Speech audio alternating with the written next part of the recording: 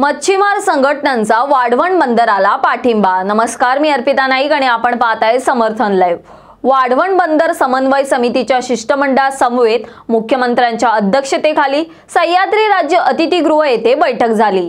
या बैठकीत मुख्यमंत्री एकनाथ शिंदे यांनी वाढवण बंदर विकासात मच्छीमार बांधव आणि स्थानिकांचे हितच पाहिले जाईल असे आश्वासन दिले। या बंदरामुळे रोजगाराच्या संधी निर्माण होणार असल्याने 15 पेक्षा जास्त मच्छीमार संघटनांनी प्रकल्पाला पाठिंबा दिल्याची माहिती वाढवण बंदर समन्वय समितीकडून देण्यात आली। समितीच्या शिष्टमंडळाबरोबर मुख्यमंत्र्यांनी घेतलेल्या बैठकीत सकारात्मक चर्चा झाल्याचे सांगण्यात आले। स्थानिकांच्या मागण्यांबाबत बंदर विकास यंत्रणांनी बैठक घेऊन संवाद आणि समन्वयातून काम करावे असे आदेश मुख्यमंत्र्यांनी बैठकीत दिले।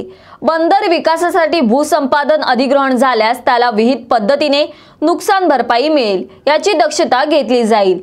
या प्रकल्प उभारणीपूर्वी JNPA आणि बंदर विभागाने मच्छीमार बांधवांशी संवाद साधून त्यांचे म्हणणे जाणून घ्यावे, त्यांच्या शंकांचे समाधान करावे, त्यांच्या व्यवसायाबाबत काही अडचणी असल्यास त्यांना होणाऱ्या नुकसानाबाबत चर्चा करून भरपाई आणि उपाययोजनेचे पर्याय निश्चित करावे असेही मुख्यमंत्र्यांनी स्पष्ट केले।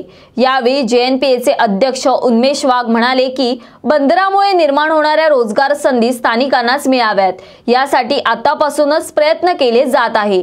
त्यासाठी कौशल्य प्रशिक्षणाचे 30 कार्यक्रम निश्चित केले आहेत। पालघर जिल्ह्यातील बंदर परिसरातील तालुक्यात तरुणांसाठी हे प्रशिक्षण कार्यक्रम राबवण्याचे नियोजन करण्यात आले आहे।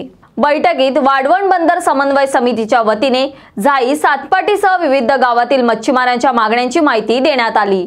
या मागण्यांबाबत सकारात्मक मार्ग काढण्यात येईल अशी चर्चाही झाली।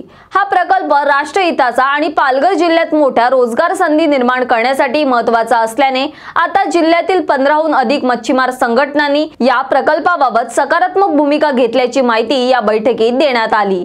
या बैठकीला माजी आमदार कपिल पाटील, माजी आमदार रवींद्र फाटक, मुख्यमंत्र्यांचे अतिरिक्त मुख्य सचिव डॉक्टर IS चहल, बंदरे व परिवहन विभागाचे अतिरिक्त मुख्य सचिव संजय सेठी, पर्यावरण व वातावरण बदल विभागाचे प्रधान सचिव प्रवीण दराडे, वन विभागाचे सचिव वेणुगोपाल रेड्डी आदी अध्यक्ष उपस्थित होते।